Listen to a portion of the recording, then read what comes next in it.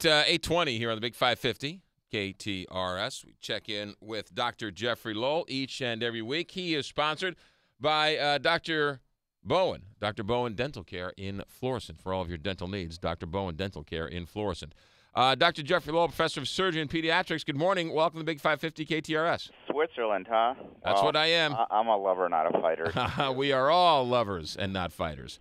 Happy spring. There you go. Let's get right to it. Some interesting news. You being a world-renowned transplant surgeon, this story about a liver being kept alive outside the body must have piqued your interest. Very interesting, yeah. So this is a machine that perfuses a donated liver and instead of keeping it in the ice box, keeps it warm and functioning during the process of getting it from where it came from to the putting it in process, which is really interesting. Has lots of potential benefits of avoiding some of the complications of just keeping it in the Playmate cooler on ice while you're transporting it, and maybe even making it better. It's being done not only for livers, but we've been doing it for a long time now for kidneys. We have a little machine that we can perfuse kidneys on and put them in airplanes and send them across the country. And it's also being developed for lung transplants and heart transplants as well, where you have a beating heart sitting in your... So it's literally like science fiction, where you open up the cooler and the heart would be beating. Yes, exactly like that. It's wild stuff. What about the blood? Do you circulate the blood through these things too? Yep. You prime it with donated blood, and you circulate the blood, and the blood is oxygenated because there's an oxygenator there. You can keep it warm because there's a warmer in the circuit. And the idea was you would keep it on ice now to sort of slow down the aging process, but now you would heat it up. Right. You slow it down. You try and cool it down to stop the metabolism. Right. And from cells from dying. And this way, you can just keep all the cells alive and working. Now, how long are they saying you could keep this liver alive for? They didn't say in this article, but I've seen some presentations for heart and lung, and it's been 12, 14 hours. Wow. Which can get you, anywhere in the U.S. That is science fiction. It is pretty wild, exciting stuff. We also learned that the Pope, Francis, only has one lung. Yeah, well, I think that's a little bit overstated. I think he probably has had a partial lung resection for an infection, which he had 40 years ago when he was in his 30s.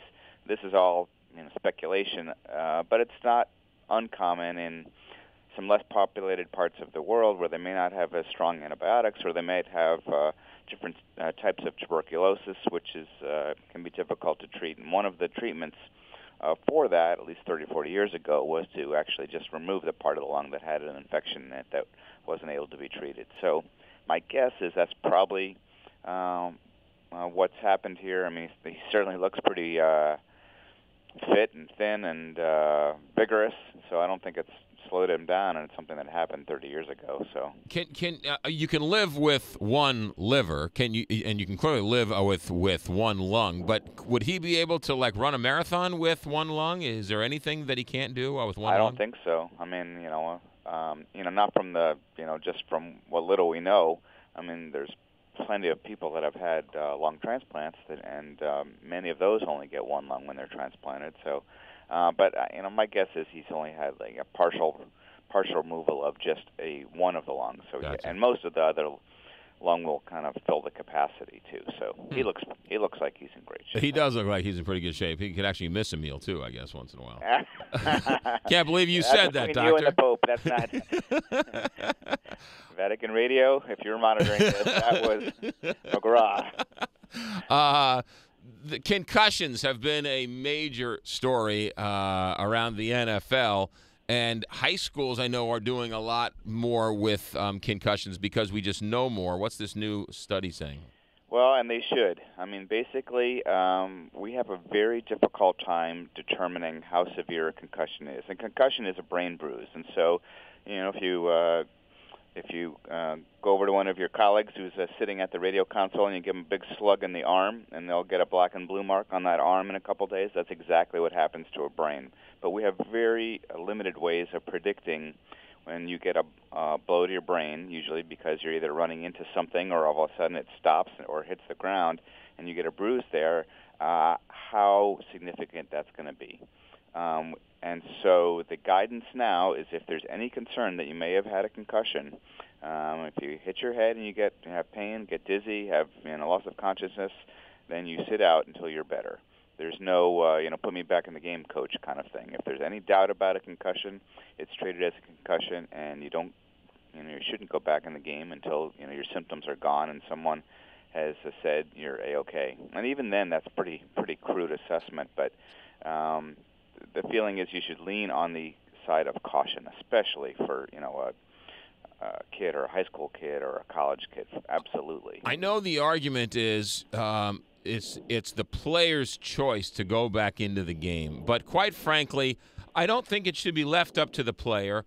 And in some instances, I don't think it should be left up to the coach, because a lot of these coaches have a win-at-all-costs mentality. There should be a third-party independent person on the sideline who says absolutely not and takes that responsibility away from the player, because right there in the heat of battle, the player will not do what is in his long-term best interest. Absolutely, positively. There's way too many conflicts, and there should be someone who is an independent a fair broker to say, no, you can't go back in the game today, this week, or this month until we know you're better. Yeah. But it should definitely not be the player, and it should definitely not be the coach. And if anybody thinks this is a whole lot of mamby-pamby stuff, when the NFL is talking about changing the rule that running backs are not allowed to lower their head, this is time. This is a wake-up call, is it not? Oh, it is long past due, and finally we're catching up to probably where we should have been, a couple decades ago. But this is very, very serious stuff. I can't believe soccer hasn't said anything about heading balls and little kids playing soccer with heading of the ball, because that's got to be just as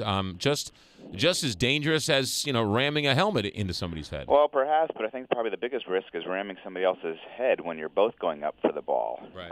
So one person hitting a ball is probably not that great, but hitting another head with a hard skull in there is a big deal. Good point. All right, and lastly, while we still have you, there's a new study about hospital report cards. What's this all about? Yeah, well, there's like a gazillion different report cards that are out there that rate hospitals.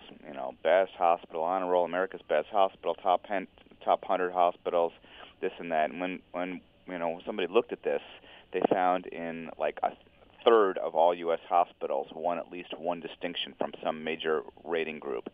And in fact, like Fort Lauderdale Hospital Market, 21 of 24 hospitals were singled out as being exemplary by at least one rating source. And in Baltimore, it was 19 out of 22.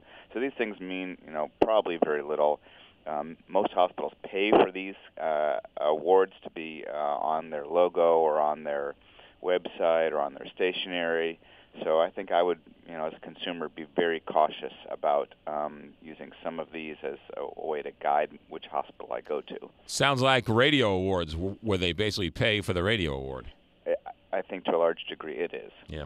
Dr. Jeffrey Lowell, Professor of Surgery and Pediatrics at Washington University. Great as always. Have a good week. Talk to you next Wednesday. Take care, McCall. 8:27 on the Big 550 KTRS. By the way, that's all sponsored by Dr. Bowen and Bowen Dental Care in Florissant. You got any problems with your teeth, orthodontist, dental implants, whatever you need, Bowen Dental Care, proud sponsor of the Dr. Jeffrey Lowell segment here on the Big 550 KTRS.